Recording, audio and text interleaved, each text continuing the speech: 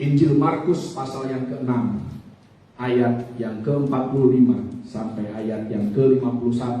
Saya berdoa biar Anda bisa mendapatkan sesuatu dari firman Tuhan hari ini. Demikian firman Tuhan. Sesudah itu Yesus segera memerintahkan murid-muridnya naik ke perahu dan berangkat lebih dulu ke seberang, ke Betsaida. Sementara itu ia menyuruh orang banyak pulang. Setelah ia berpisah dari mereka, ia pergi ke bukit untuk berdoa. Ketika hari sudah malam, perahu itu sudah di tengah danau, sedang Yesus tinggal sendirian di darat. Ketika ia melihat betapa payahnya mereka mendayung karena angin sakal, maka kira-kira jam 3 malam, ia datang kepada mereka berjalan di atas air, dan ia hendak melewati mereka. Ketika mereka melihat dia berjalan di atas air, mereka mengira bahwa ia adalah hantu. Lalu mereka berteriak-teriak, sebab mereka semua melihat dia, dan mereka pun sangat terkejut. Tetapi segera ia berkata kepada mereka, "Tenanglah, aku ini, jangan takut." Lalu ia naik ke perahu, mendapatkan mereka, dan angin pun redalah. Mereka sangat tercengang dan bingung. Saya percaya Anda yang akrab dengan firman Tuhan sudah sering mendengar kisah badai dalam Markus pasal yang ke-6 ini. Dan kisah ini sangat relevan dengan kehidupan kita, karena setiap kali di Alkitab dikatakan tentang badai, itulah gambaran hidup manusia. Kalau Anda sudah hidup cukup lama di bumi ini, Anda tahu bahwa kehidupan kita sering mengalami badai. Ya, yang penting bukan badai sitokin. Ya. Tapi banyak badai yang lain yang kita alami di dalam kehidupan kita. Sesuatu yang terjadi yang tidak kita harapkan, yang tidak kita inginkan. Kita maunya terjadi hal yang lain, hal yang baik, tetapi justru badai melanda. Baik itu dalam keuangan kita, dalam kesehatan kita, dalam keluarga kita, dalam karir kita, bisnis kita. Semuanya bisa mengalami badai. Bahkan badai itu pun bisa datang bukan karena kesalahan kita, tetapi melainkan karena mungkin dampak daripada krisis global. Ya, kita tahu hari-hari ini dunia dipenuhi dengan ketidakmenentuan dalam hal ekonomi. Kita tidak tahu apa yang sedang terjadi, tetapi dunia sedang menuju kepada krisis ekonomi yang besar, ketidakmenentuan dalam hal politik, dan juga keadaan dunia yang semakin mengarah kepada apa yang dituliskan di dalam kebenaran firman Tuhan. Anda harus mengamati perkembangan yang terjadi sekarang dengan perang antara Rusia dengan Ukraina. Itu menunjukkan bahwa Tuhan tidak pernah salah. Firman Tuhan selalu tepat. Dan apapun yang terjadi, bagaimanapun caranya, Tuhan tahu bagaimana membawa arah dunia, arah bumi ini kepada rencananya. Dan karena itu kisah ini, kisah tentang badai ini sangat aplikatif di dalam kehidupan setiap kita. Dan kalau Anda sudah menjadi orang Kristen cukup lama, mungkin Anda pernah mendengar ketika badai terjadi, kita seringkali disuruh oleh pengkhotbah, dan tidak salah ini saudara, disuruh oleh para pembicara untuk menghardik badai yang terjadi. Pernah dengar firman seperti itu? Hardik badai itu, patahkan kuasanya, katakan kepada badai itu untuk pergi, untuk reda. Dan saya mau katakan itu tidak salah, karena Yesus pun melakukannya. Kalau Anda membaca dalam kisah badai yang lain, dalam Markus pasal yang keempat, nanti kita akan lihat di sana Yesus menghardik badai itu. Yesus berbicara kepada badai itu, dan dia katakan, "Diam, tenanglah." Tidak salah. Jadi pengajaran ini tidak salah, bahkan sangat membangunkan iman kita. Amin. Masalahnya, kalau Anda mau jujur, saya tidak tahu, mungkin Anda lebih rohani dari saya. Badai di dalam kehidupan kita itu seringkali budek. Ya kan? Badainya tuling. Mau dihardik 1000 kali pun nggak pergi-pergi badainya. Tetap mau tinggal, tetap bergelora, tetap melanda dan mengganggu kehidupan kita. Kita sudah lakukan banyak hal. Kita sudah berdoa, kita sudah berpuasa, kita sudah melayani, kita sudah beribadah. Tetap badai itu datang dan keadaan tidak berubah. Dan sekali lagi, kalau kita mau jujur dan kita tidak berpura-pura religius, karena ada banyak roh agamawi di gereja, itulah yang seringkali terjadi. Badainya bandel di dalam kehidupan kita. Berapa banyak selain saya yang mengalami hal ya badai yang budek ini, saudara. Karena itu saya tidak mau berkhotbah tentang bagaimana menghardik badai. Yang saya mau khotbahkan adalah apa yang harus kita katakan kepada diri kita sendiri di tengah badai yang melanda. Karena sebelum Tuhan bisa melakukan sesuatu melalui kehidupan kita, Dia harus terlebih dahulu bekerja melakukan sesuatu di dalam kita. Dan yang seringkali menjadi penghalang Tuhan melakukan sesuatu melalui kita adalah apa yang kita katakan kepada diri kita sendiri di tengah badai yang sedang bergelora. Sedikit fakta tentang Danau Galilea di mana mereka mengalami badai. Danau ini kurang lebih kelilingnya itu 50 km. Dengan luas danau sekitar 167 km persegi. Ini hanya 1/7 saja dibandingkan Danau Toba. Danau Toba jauh lebih luas. Kalau Anda tinggal di Sulawesi, Anda mengenal Danau Poso. Ya, Danau Poso dibandingkan Danau Galilea, itu Danau Galilea 2 kali lipat lebih luas daripada Danau Poso. Demikian juga dengan Danau Sentani. Kalau Anda orang Papua, Anda pasti tahu Danau Sentani. Ya, Danau Galilea 2 kali lebih luas dibandingkan Danau Sentani dengan rata-rata kedalaman 27 meter. Kalau Danau Toba bisa sampai 500 meter kedalamannya. Ya, kedalaman maksimal di dalam Danau Galilea adalah 43 meter dan danau ini terletak 200 meter di bawah permukaan laut. Karena itu, ya, danau ini yang dikelilingi oleh pegunungan dan perbukitan merupakan tempat yang ideal untuk terjadinya badai. Bayangkan kalau Anda ada di dalam perahu hari ini, saya mengajak Anda untuk memvisualisasi keadaan yang ada di dalam perahu para murid. Bayangkan apa yang terjadi, kemelut yang terjadi di dalam perahu mereka. Tentunya tidak sesederhana apa yang kita baca tadi. Saya percaya bahwa Markus sebagai penulis Injil Markus itu tidak mencatat beberapa hal yang terjadi di tengah perahu mereka, di dalam perjalanan mereka, di tengah badai itu. Kita tahu bahwa para murid Yesus bukanlah orang yang sempurna di dalam kerohanian maupun di dalam emosi mereka. Mungkin ada kata-kata yang terucapkan yang tidak dicatat oleh Markus.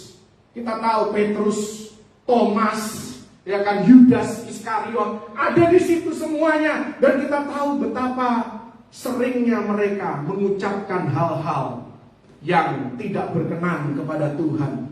Karena itu kemungkinan besar mereka juga tidak memperkatakan hal yang benar tentang diri mereka sendiri di tengah badai yang sedang mereka alami. Ada momen di mana kelemahan mereka, kekurangan mereka tampak begitu nyata, tetapi Markus memilih untuk tidak mencatatnya bagi Anda dan saya. Mungkin nanti sampai di surga Anda perlu tanya sama Markus, kira-kira apa yang benar-benar terjadi.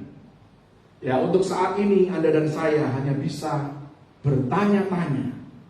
Dan beberapa pertanyaan ini akan muncul ketika Anda dan saya ada di tengah badai kehidupan kita. Mungkin bukan pertanyaan yang terucap, tetapi pertanyaan yang terpikir oleh kita ketika kita menghadapi satu situasi yang tidak mengenakan. Karena itu tidak ada salahnya kita bertanya. Dan kita harus bisa menjawab berbagai pertanyaan, bahkan yang dilontarkan oleh iblis sekalipun. Kita harus bisa menjawab setiap pertanyaan ketika kita sedang menghadapi badai. Ini firman yang sangat sederhana. Hanya ada 3 pertanyaan yang saya akan ulas di sini. Pertanyaan ini seringkali muncul ketika kita ada di tengah badai. Pertanyaan yang pertama adalah, mengapa kita ada di sini? Mungkin ketika murid-muridnya sedang susah payah mendayung, mereka bertanya-tanya, ngapain ya kita ada di sini? Ngapain ya sampai kita harus menghadapi badai ini? Mungkin ini terdengar seperti pertanyaan yang konyol, tapi inilah pertanyaan yang bisa muncul di dalam perjalanan hidup kita ketika kita bertemu dengan badai. Iblis selalu datang kepada kita dengan pertanyaan. Bukankah itu yang membuat Hawa jatuh? Dalam Kejadian 3 ayat 1, musuh dalam bentuk ular datang kepada Hawa dalam sebuah pertanyaan. Dan hal itu membuat Hawa akhirnya berpikir dan mulai terpancing dengan masuk dalam percakapan dengan iblis.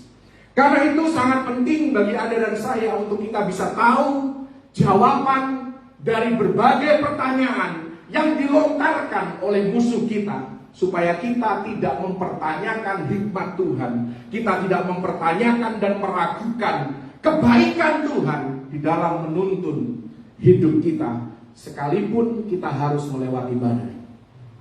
Kita harus tahu apa yang harus kita katakan kepada diri kita sendiri ketika musuh datang dengan berbagai pertanyaan. Bukankah kita sering ketika badai melanda, kita mulai bertanya-tanya, apa yang sedang aku lakukan di sini?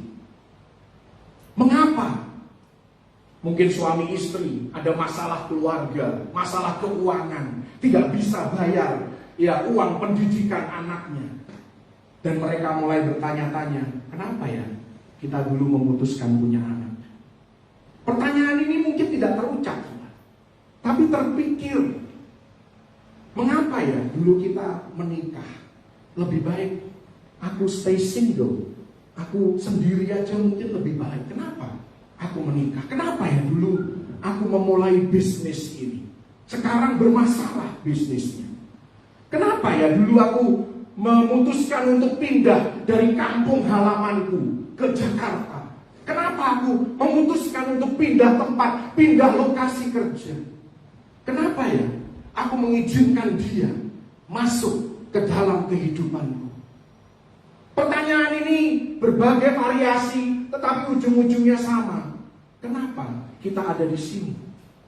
Dan ini pertanyaan seringkali muncul ketika kita menghadapi badai yang melanda kehidupan kita. Dan kita harus tahu jawabannya. Kalau tidak, musuh kita akan merasa menang dengan hanya satu pertanyaan. Dan setiap kali kita mempercayai sebuah kebohongan, hal itu akan memberikan kuasa, memberikan kekuatan kepada musuh kita untuk mencobai kita lebih lagi, untuk membuat kita ragu lebih lagi. Jadi mengapa kita ada di sini?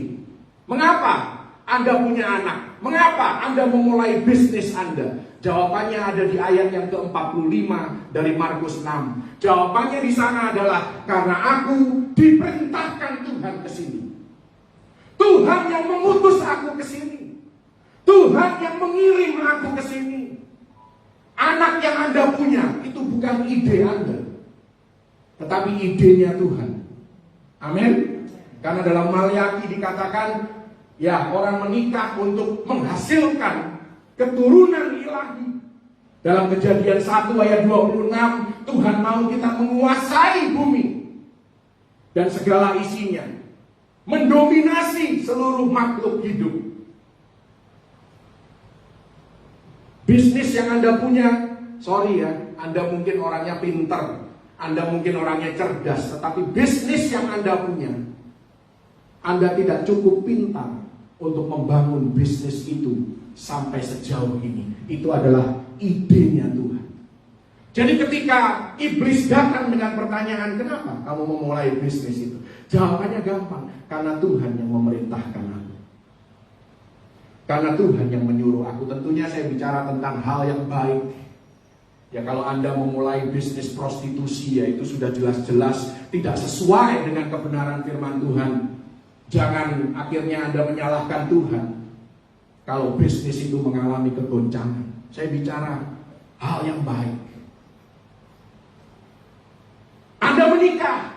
Kenapa Anda menikah? Sorry ya, Anda mungkin ganteng dan cantik, tetapi Anda tidak cukup ganteng dan cantik untuk mendapatkan suami atau istri Anda sekarang. Yang kasih suami dan istri kepada Anda adalah Tuhan. Tuhanlah yang memerintahkan Anda untuk menikah.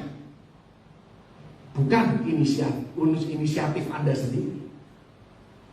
Kenapa ya dulu aku bekerja di perusahaan ini? Karena Tuhan yang memutus Anda.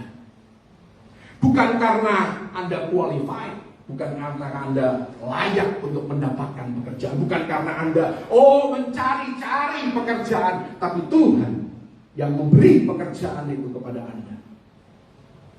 Tentu ada usaha kita melakukan sesuatu, tapi pada akhirnya Tuhan yang memberikan, Tuhan yang memerintahkan pekerjaan itu untuk datang di dalam kehidupan Anda. Semua yang kita punya, semua yang kita miliki dalam kehidupan kita adalah idenya Tuhan. Karena itu jawaban pertanyaan pertama, mengapa kita ada di sini? Kenapa aku harus menghadapi semua badai ini? Karena Tuhan memerintahkan aku. Dan musuh akan coba dengan cara lain, karena dia sudah kalah dengan pertanyaan itu. Anda sudah tahu jawabannya. Sekalipun kita orang berdosa, kita banyak kesalahan, kita banyak kelemahan, tapi Tuhan tetap memberikan hal-hal yang baik dalam kehidupan kita. Itulah belas kasihan Tuhan. Sebesar itulah Tuhan mengasihi Anda dan saya. Anda tidak layak mendapatkan anak-anak Anda. Anda tidak layak menjadi orang tua bagi anak-anak yang Tuhan percayakan. Tapi Tuhan tetap mempercayakan sesuatu kepada Anda untuk Anda kelola, untuk Anda besarkan, untuk Anda pelihara, untuk Anda rawat dengan baik. Itulah belas kasihan Tuhan. Jadi jawabannya, Tuhan memerintahkan aku ke sini. Dialah yang menaruh aku dalam pernikahan ini. Dialah yang memberi aku anak. Dialah yang memberitahu aku untuk memulai bisnis ini. Karena itu aku tidak akan pernah sendirian. Itu yang harus kita jawab, saudara. Amin. Dan kalau kita tahu jawabannya atas pertanyaan yang pertama, mengapa kita ada di sini, maka hal itu akan menjadi batu yang kokoh, di mana kita bisa berdiri dan kita bisa tetap teguh mengikut Tuhan, percaya kepadanya. Pertanyaan yang kedua yang mungkin dialami oleh para murid pada saat mereka mengalami badai. Pertanyaan yang pertama sudah dijawab. Pertanyaan yang kedua, kalau memang engkau diutus oleh Tuhan, iblis akan bertanya kepada Anda dan saya, lalu mengapa kita mengalami badai? Kenapa harus ada badai yang melanda? Bukankah tangan Tuhan ada pada kita? Apakah kita salah membuat keputusan? Apakah kita salah belok? Mengapa keadaan menjadi begitu sulit, menjadi begitu sukar, menjadi begitu berat di dalam kehidupanku? Kalau kita dipersatukan oleh Tuhan dengan istri atau suami kita, mengapa begitu sulit untuk menjadi harmonis? Mungkin Anda sedang ada di dalam badai keluarga. Kalau anak kita dari Tuhan, mengapa susah banget diatur? Kenapa nakal banget? Kayaknya bandel banget. Apa jawabannya? Anda harus tahu jawabannya. Dan tidak boleh ngarang jawabannya, saudara. Satu hal yang kita harus tahu adalah badai itu bersifat musiman. Jadi respon kita yang benar adalah ketika iblis bertanya atau muncul suara manusia kedagingan kita, kalau engkau memang diperintahkan Tuhan ke sini, kenapa terjadi badai? Jawabannya adalah badai ini akan berlalu. Badai ini bukanlah sesuatu yang permanen, karena memang itulah sifat badai. Badai datang dan pergi sesuka hatinya. Tetapi badai yang datang sudah pasti akan pergi kalau Anda terus berjalan bersama dengan Tuhan. Amin. Dan kita tidak boleh terjebak dengan selalu setiap kali badai datang Anda hardik badai itu. Anda patahkan kuasanya, Anda hancurkan badai itu. Oh, tidak salah dengan melakukan hal itu. Tapi saya mau katakan Anda harus waspada. Kenapa? Karena tidak semua badai diizinkan oleh Tuhan untuk menghancurkan hidup Anda. Tetapi beberapa badai diizinkan oleh Tuhan untuk membangun kehidupan kita. Supaya kita keluar menjadi orang yang lebih baik. Kita keluar menjadi pribadi yang lebih kuat, lebih kokoh, lebih teguh di dalam pengiringan kita akan Tuhan. Karena itu kita harus waspada untuk tidak menghardik sesuatu yang Tuhan izinkan. Kalau Anda tidak tahu, ya sudahlah. Ya kan, pertama-tama badai datang, hardik dulu, ya kan, tolak badai itu, tolak angin, ya kan. Tapi kalau sudah 100.000 kali Anda hardik badai itu tetap budek, Anda harus mulai berpikir, apa yang harus aku perkatakan kepada diriku di tengah badai ini. Mungkin salah satu hal yang Tuhan mau kita belajar adalah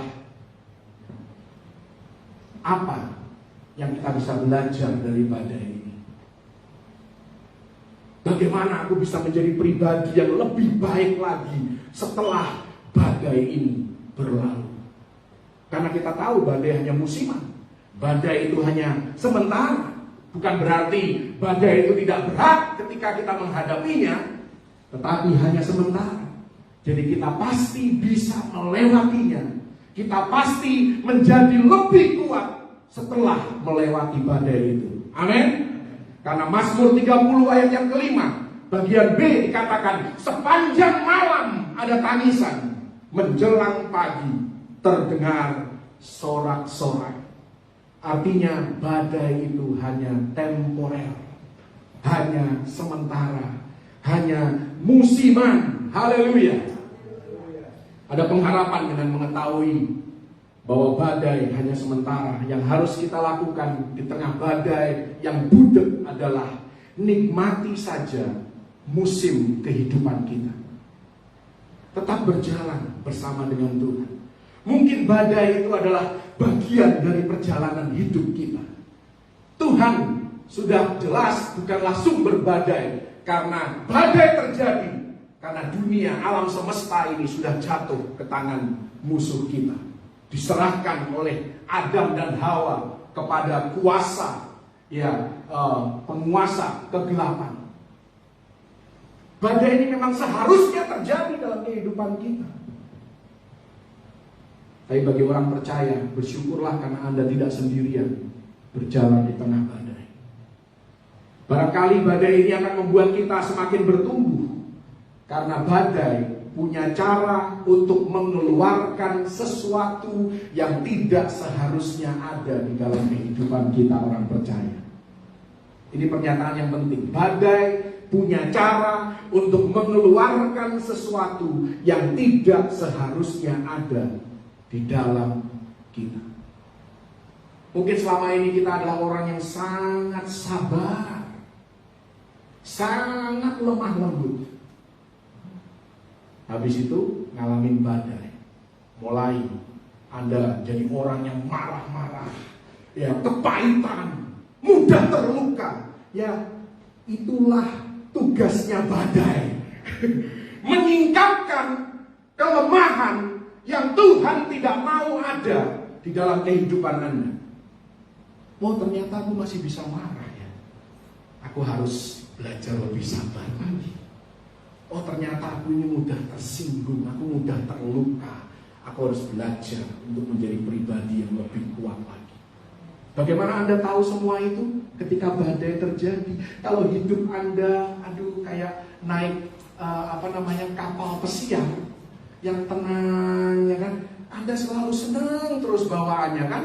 Dalam keadaan senang, uang lancar, ya kan? Karir bersinar, ya kan? Bisnis profit. Wah, gampang sekali. Anda sabar, Anda bisa ketawa-ketawa sama orang, Anda bisa memuji menyembah Tuhan, Anda bisa melayani Tuhan. Tapi begitu badai melanda, disitulah ujian yang sebenarnya dari karakter Anda. Dan badai punya cara untuk squeeze your life. Kayak jeruk itu diperes gitu, saudara. Dikeluarkan apa yang menjadi racun, yang menjadi kontaminan di dalam kehidupan kita. Badai punya cara untuk mengeluarkannya dari kehidupan kita. Karena itu, kalau badainya memang bersifat seperti itu, Anda tidak boleh menghardik badai itu. Anda harus bersyukur badai itu diizinkan Tuhan. Karena Anda sekarang tahu bahwa masih ada banyak kelemahan di dalam diriku. Dan itu membuat Anda menjadi orang yang lebih rendah hati. Ayat 48 dari Markus 6 dikatakan di sana, betapa payahnya mereka mendayung. Kata betapa payahnya mereka mendayung. Kalau Anda mempelajari kata Ibraninya atau kata Yunaninya, itu berarti proses pemurnian logam, yaitu logam mulia. Ada sebuah batu hitam, batu silika hitam yang digosok-gosokkan, digesek ya dengan logam mulia ini untuk menentukan kemurnian daripada logam tersebut. Gerakan badai dalam kehidupan kita akan bergesekan dengan kehidupan kita, dengan pribadi kita, dengan karakter kita. Dan gesekan inilah yang akan mengeluarkan dari dalam diri kita racun maupun kontaminan yang kita pikir kita tidak punya. Tetapi ternyata ketika kita harus dengan susah payah mendayung, dan gesekan itu keluar hal-hal yang tidak berkenan kepada Tuhan. Itulah kata aslinya. Jadi bukan sekedar mereka mendayung, tetapi ini adalah proses pemurnian logam mulia. Karena yang Tuhan harapkan dari kehidupan Anda dan saya adalah kita keluar dan timbul sebagai emas murni. Haleluya. Mungkin kita adalah orang yang optimis, tapi ketika badai melanda, kita mulai menjadi pesimis. Kita mulai menjadi negatif. Kita marah. Kita mudah kecewa.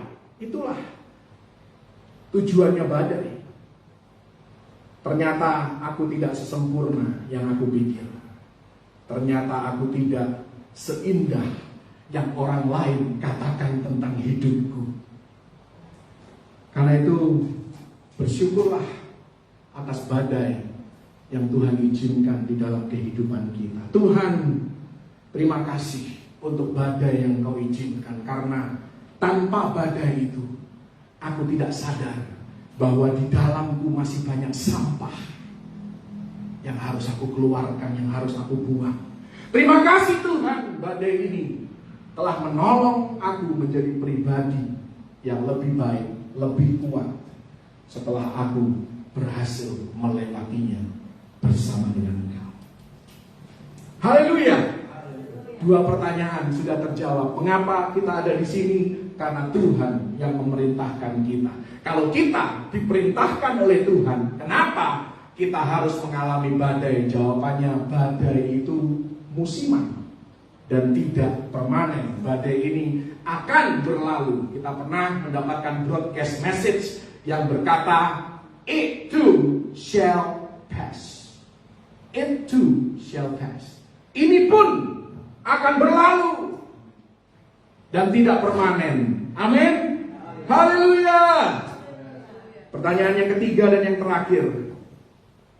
Kalau memang kita diutus Tuhan, dan kalau memang badai ini musiman, tidak permanen, lalu kenapa Yesus tidak pergi bersama dengan mereka? Yesus nggak ada di sana loh. Yesus ada di daratan. Bagian lain firman Tuhan yang adalah kesejajaran dengan sini dikatakan Yesus lagi sendirian. Ini pertanyaan yang sulit. Kalau memang kamu diutus Tuhan, kenapa Yesus tidak ada bersama dengan engkau? Mengapa Yesus mengirim mereka ke arah badai yang dia tahu pasti akan terjadi dan tidak ada bersama dengan mereka saat ada di tengah badai?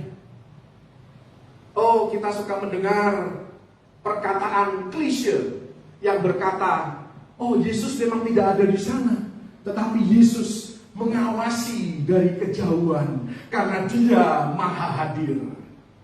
Saya tidak tahu dengan Anda, sekali lagi mungkin Anda lebih rohani dengan saya. Beberapa badai yang terjadi dalam hidup saya kepingin Yesus ada di samping saya.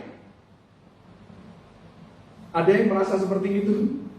Saya tidak mau merasa bahwa Yesus itu jauh sekali. Beberapa badai dalam kehidupan kita, saya mau bisa merasakan hadirat Tuhan menyertai aku. Tapi di sini tidak. Yesus tidak ada. Mereka tidak merasakan kehadiran Yesus. Jadi badai yang mereka alami mewakili badai di mana mereka tidak merasakan hadirat Tuhan. Badai di mana mereka merasa sendirian, ditinggalkan oleh Tuhan. Oh, Tuhan begitu jauh dari hidupku. Ketika Anda datang ke gereja, Anda mendengar khotbah dan pengkhotbah berkata, Immanuel, Tuhan beserta dengan engkau. Tetapi Anda bertanya-tanya, di mana ya Tuhannya? Kok aku enggak merasa ya? Inilah badai yang mereka alami. Inilah badai di mana mereka sudah berdoa, mereka sudah berpuasa, mereka sudah berseru kepada nama Tuhan. Tapi mereka nggak merasa apa-apa. Bahkan mereka merasa doanya mentok di plafon rumah mereka, nggak tembus ke atas, mental lagi ke dalam mulut mereka. Ulang-ulang mereka berdoa. Seperti doanya Yesus di Taman Getsemani, ya kan? Ulang-ulang tanpa hasil, keadaan tidak berubah. Yesus pun mengalami hal yang sama. Tidak merasakan hadirat Bapaknya. Eli, Eli, lama sabachthani.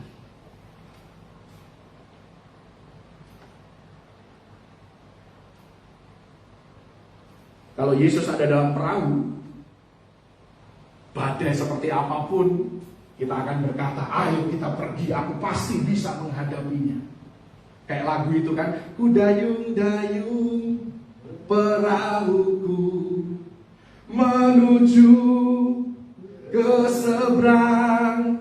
Ya kan, bagian refrennya dikatakan, karena ku undang Yesus masuk ke dalam perahu.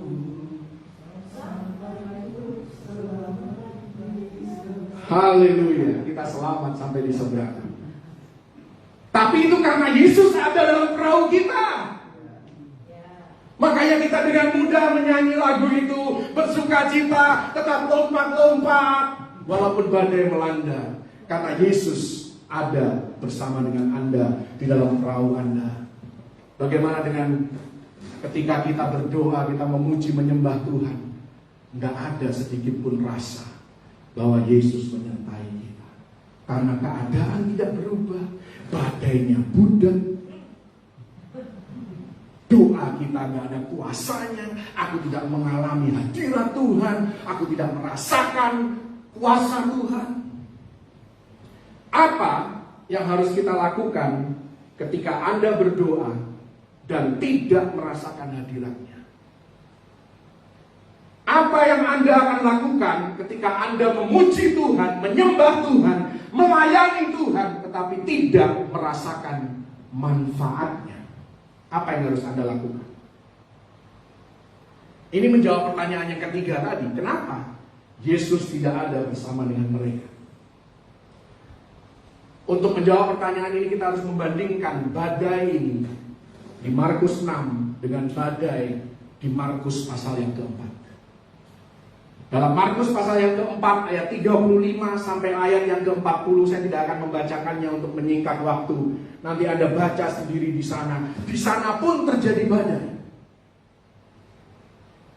Terjadi badai. Dan inilah kisah di mana Yesus tidur di dalam perahu para murid. Dan para murid di sana dikatakan mereka panik. Mereka mulai membangunkan Yesus. Mereka ngata-ngatain Yesus. Mereka bilang, Tuhan, Engkau tidak peduli kalau kami binasa. Yesus bangun. Yesus menghardik danau itu dan dia katakan, diam dan tenanglah. Dan badai itu reda. Mereka sampai ke seberang. Badai yang berbeda, tetapi di Markus 4, Yesus ada bersama dengan mereka. Dan para murid datang kepada Yesus. Pada waktu itu Yesus lagi tidur. Yesus meredakan badai itu. Dan Yesus katakan setelah meredakan badai itu, dia katakan, kamu semua tidak punya iman. Benar nggak? Coba Anda cek dulu. Ya, Markus 4. Markus 4 supaya nggak salah, saudara. Ya, Markus 4 ayat 39 kalau tidak salah. Ya kan? Dikatakan kamu semua ini tidak punya iman. Dalam arti kata seringkali kita terjemahkan Yesus marah sama mereka. Ya, coba ayat selanjutnya, ayat yang ke-40. Ayat yang ke-40. Dikatakan, mengapa kamu begitu takut? Mengapa kamu tidak percaya? Ya, kasarnya, kamu ini semua tidak beriman. Tapi yang tadi di Markus 6, Yesus gak marah tuh. Yesus tidak menegur mereka. Yesus cuman datang, berjalan di atas air. Dan dia bilang sama murid-muridnya yang ketakutan. Dia bilang, tenanglah, ini aku. Yesus gak marah, Yesus gak ngomong kamu tidak punya iman. Enggak. Ini dua Yesus yang berbeda. Dan saya tahu Anda lebih suka Yesus yang di Markus 6 dibandingkan Yesus yang di Markus 4. Karena di Markus 4 seolah-olah Yesusnya kasar dan bilang, kamu ini tidak punya iman. Mungkin murid-muridnya tersinggung pada saat itu. Saya tidak tahu apakah benar itu terjadi. Saya bisa, terserah saya kan, yang khotbah kan saya, ya kan? Bisa saja muridnya tersinggung. Di Markus 4 dia bilang, Yesus, bukankah ketika kami menghadapi badai, kami sudah melakukan tugas kami, membangunkan Engkau? Bukankah kami diajarkan untuk datang kepada Yesus ketika badai melanda? Kenapa Engkau marah? Memang tidak ditulis di Alkitab Anda. Anda harus menginterpretasikannya. Kira-kira, ya kalau melihat modelnya Petrus gitu kan, pasti nggak terima kalau ditegur sama Yesus. Pasti maunya ngelawan. Jadi pertanyaannya, apa yang Tuhan harapkan dari mereka? Tuhan, Kau kan bilang kami nggak punya iman. Jadi apa sih yang harus kami lakukan ketika Engkau tidak bersama dengan kami, ketika kami tidak merasakan hadirat penyertaan-Mu? Tahu nggak apa yang harus kita lakukan? Apa yang Tuhan expect, apa yang Tuhan harapkan Anda dan saya lakukan ketika kita mengalami badai di mana kita tidak merasakan hadirat Tuhan? Jawabannya kembali dalam Markus 6 ayat yang ke-48. Ini yang membedakan antara badai di Markus 4 di mana Yesus marah, dan Markus 6 di mana Yesus dengan santai ngomong, diam, tenang, ini aku. Yesus tidak marah sama sekali. Yang membedakan ada di ayat yang ke-48 di mana dikatakan ketika Yesus melihat betapa payahnya mereka mendayung karena angin sakal, maka ia datang kepada mereka. Jadi apa yang harus kita lakukan ketika di dalam badai itu, badainya budek dan kita tidak merasakan hadirat Tuhan? Yang harus Anda lakukan, yang Tuhan harapkan Anda terus lakukan adalah teruslah mendayung. Anda tidak lihat para murid berusaha di Markus 4. Di Markus 4 mereka cuma koar-koar, mereka cuma teriak-teriak, mereka cuma panik dan sibuk membangunkan Yesus. Artinya mereka cuma sibuk maunya Tuhan yang bereskan masalah ini, sedangkan mereka cuma mau duduk-duduk saja dan tidak melakukan apa-apa. Tuhan, kami ada badai, Engkau suruh kami datang kepadamu, kami sudah datang kepadamu, sekarang bereskan masalahku. Ini Markus 4. Makanya Yesus marah. Yesus bilang kamu ini gak punya iman. Tetapi di Markus 6 Yesus tidak marah. Kenapa? Karena dia melihat betapa payahnya mereka mendayung. Artinya para murid sudah belajar sesuatu. Sekalipun aku tidak merasakan Tuhan, sekalipun Yesus seolah-olah tidak ada bersama dengan aku, ada sesuatu yang aku bisa lakukan. Dan aku akan terus lakukan bagianku sampai rasa itu kembali, sampai dia hadir, sampai dia menyelesaikan bagian yang aku tidak bisa lakukan. Jadi apa yang harus kita lakukan di tengah badai di mana kita tidak melihat Tuhan, tidak merasakan hadiratnya?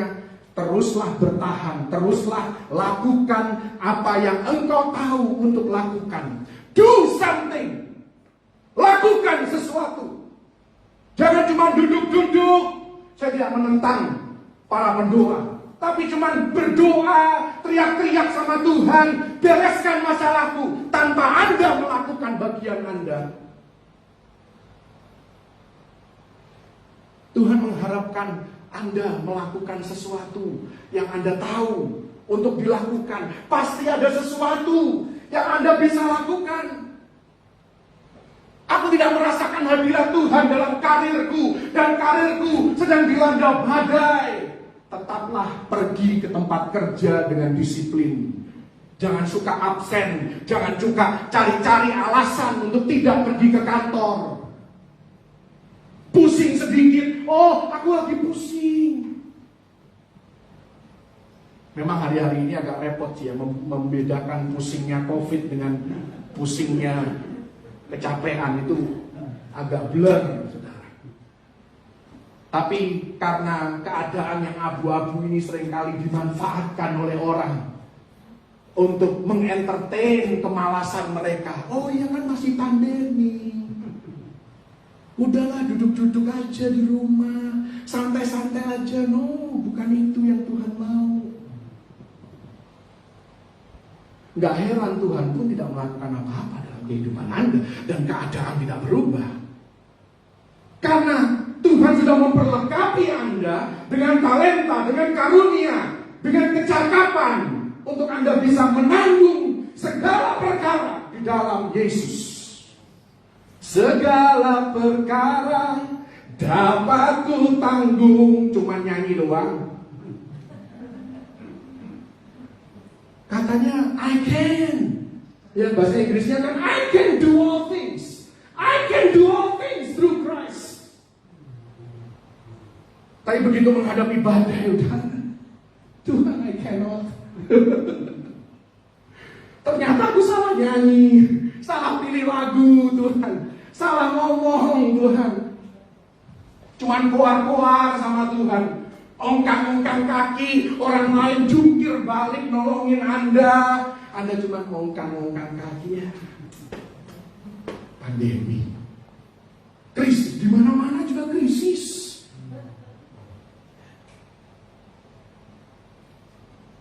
Tapi krisis tidak harus menghentikan Anda untuk berbuat sesuatu. Do something. tidak ada bersama-sama dengan mereka? Karena Yesus datang bukan untuk menghasilkan atau melahirkan para tanggungan. Tahu tanggungan kan? Orang yang cuma bergantung sama orang lain dalam kebutuhan mereka. Cuma bergantung, tanggungan. Anak-anak kita itu tanggungan kita sebagai orang tua. Sampai satu umur tertentu mereka harus mandiri, berdiri sendiri. Tapi saat mereka masih kecil, mereka adalah tanggungan. Yesus tidak datang ke dunia untuk melahirkan para tanggungan. Yesus datang ke dunia untuk melahirkan para murid. Yesus datang ke dunia untuk menghasilkan para pendayung yang handal, para pelaut yang tidak takut mengalami badai yang besar, yang mengatakan hal yang benar tentang dirinya sendiri. I can, segala perkara dapat kutanggung. Tentunya bukan karena kita sombong, bukan karena kita hebat. Di dalam Dia, di dalam Kristus. Anda dan saya, orang percaya adalah orang yang hidup di dalam Kristus. Karena itu kita sanggup, kita bisa, segala perkara dapat kutanggung. Karena itu lakukan sesuatu di tengah badai di mana Yesus tidak ada bersama-sama dengan Anda. Tentunya ini hanya klise saja karena Tuhan Maha Hadir, Tuhan melihat Anda, Tuhan ada beserta dengan kita semua. Tapi kalau kita tidak merasakan kehadirannya, tetap lakukan sesuatu. Do something. Anda bisa bertahan, Anda bisa mendayung, Anda bisa tetap berbuat baik, Anda bisa tetap menjadi pelaku firman. Dan itulah yang Tuhan expect, itulah yang Tuhan mau Anda lakukan. Aku rasa tidak bisa. Oh, tidak masalah, Anda bisa. I can. Kita harus punya sikap. I can do all things through Christ who strengthens me. Tidak ada masalah Yesus ada di gunung ataupun Yesus ada dimanapun, aku bisa. Amin. Kita harus menyadari siapa diri kita di dalam Kristus. Kita adalah lebih dari pemenang. Artinya kita bisa. Jadi mengapa Yesus tidak ada bersama dengan mereka? Karena Yesus tahu mereka bisa. Tuhan pun tahu Anda bisa. Anda bisa melewati pandemi ini. Anda bisa menang atas krisis yang terjadi dalam kehidupan Anda. Do something. Jangan cuma teriak-teriak sama Yesus, Anda sendiri tidak mau lakukan apa-apa. Justru dalam badai Markus 6, Yesus datang ketika Dia melihat para muridnya sudah bersusah payah. Mereka sudah lelah. Disinilah hal yang mustahil adalah bagiannya Tuhan. Dan Dia datang untuk menolong mereka. Percayalah kalau Anda sudah berusaha, Anda sudah melakukan bagian Anda, Tuhan pun akan melakukan bagiannya. Amin. Haleluya. Tuhan Yesus memberkati. Anda bisa. Haleluya. Katakan pada diri Anda sendiri, aku bisa. Aku bisa. Aku bisa. Haleluya.